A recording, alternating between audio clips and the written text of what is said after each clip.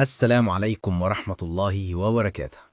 أهلا وسهلا بيكم في فيديو جديد على قناة ضربة مفك. القناة بتقدم لك كل جديد في عالم الموبايلات والتقنية بطريقة بسيطة ومفهومة لكل الناس. هتلاقوا هنا شروحات سهلة وبسيطة ومراجعات لأجدد الموبايلات في السوق، ونصايح تخليك تستخدم موبايلك صح وتستفيد منه لأقصى درجة من غير تعقيد ولا وجع دماغ. لو أنت من الناس اللي بتدور على موبايل جيمنج حقيقي، شاشة سريعة جدا، أداء ثابت وبطارية تعيش معاك بالساعات، فالفيديو ده معمول ليك. النهاردة هنتكلم عن اونر وين الجديد، موبايل داخل يكسر القواعد بمواصفات ما شفناهاش قبل كده. خلينا نبدأ واحدة واحدة ونشوف هل الموبايل ده فعلا وحش جيمنج ولا مجرد أرقام وخلاص. نبدأ بالتصميم، ودي أول حاجة هتحس بيها في إيدك. اونر وين جاي بتصميم قوي بواضح إنه موجه للجيمنج، مع بروز بسيط في عدسات الكاميرا، حاجة طبيعية جدا. المفاجأة هنا إن رغم البطارية العملاقة إلا إن سمك الموبايل متوازن جدا، قريب من موبايلات فلاج شيب معروفة، والوزن مش تقيل ومريح في الإيد. مسكة الموبايل بالعرض ممتازة، ودي نقطة مهمة لأي حد بيلعب لفترات طويلة.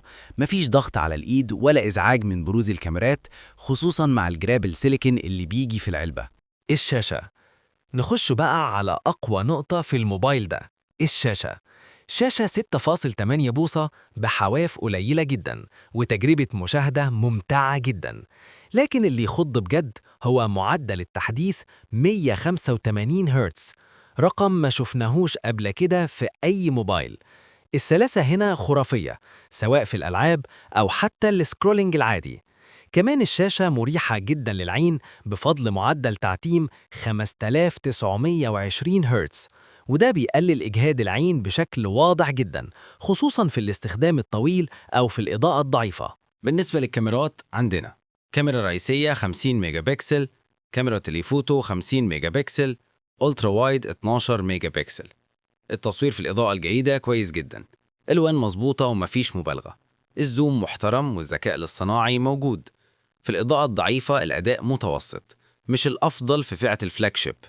خلينا نكون واضحين، الموبايل ده مش معمول عشان ينافس في الكاميرات، هو معمول عشان الأداء والجيمنج، والكاميرات هنا تؤدي الغرض والزيادة شوية. نخش بقى على النقطة اللي الموبايل معمول عشانها.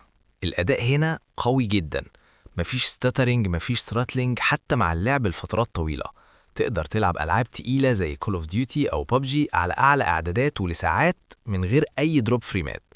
كمان في مروحة تبريد مدمجة جوه الموبايل، ودي أول مرة نشوفها من اونر، وبتفرق فعلا في ثبات الأداء وتقليل الحرارة.